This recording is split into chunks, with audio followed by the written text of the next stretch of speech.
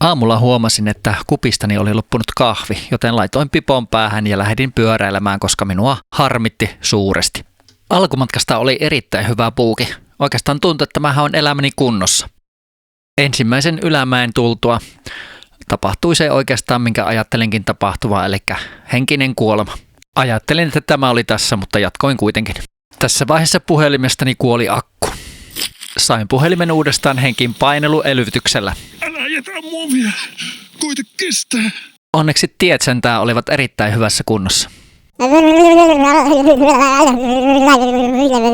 Tässä vaiheessa homma alkoi niin sanotusti kulkea. Mutta jos kuuseen kurkottaa, niin katajaan kapsahtaa.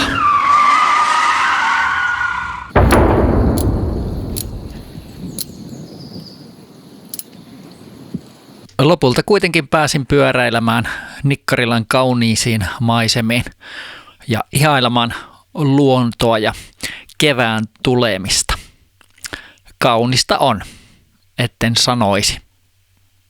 Loppumatkasta kuitenkin iski pieni vessahätä, joten minun täytyy pysähtyä kakkimaan pieni kakka lumipeitteelle.